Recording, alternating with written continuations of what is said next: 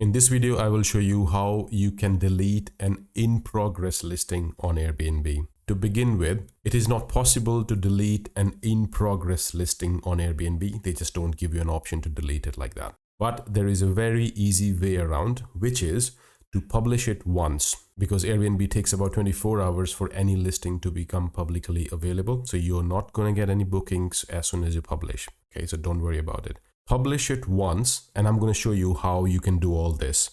Publish it once, and once it is published, go into the listing and delete it from there.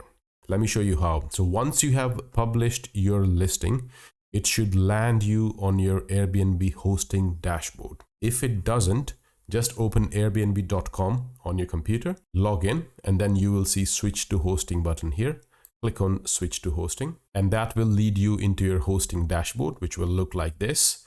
Click on menu here, and then you need to click on listing. Airbnb keeps changing their layout of the website, but if you're watching this video 2 years from now, don't worry about the screen if you see it slightly different. You can always type airbnb.com/hosting/listings, and that will take you to this screen.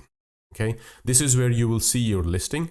Just click on your listing there, and you will see multiple tabs here. You don't have to pay any attention to all these tabs. Just stick to the first one, which is the listing details tab, and scroll down.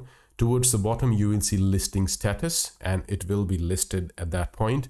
Click on edit, and if you want to delete it, just click on deactivate and just follow the prompts. Okay, this is the way where you can permanently delete an Airbnb listing, but you cannot delete it until you publish it. This is the only screen you can delete a listing. So you just need to publish it once, come to this screen and deactivate it. Deactivate deletes it forever. You will not see it again. I hope you find this video useful. Please do like and subscribe to my channel, and leave me a comment if you want me to make a video about something which is bothering you. All the best.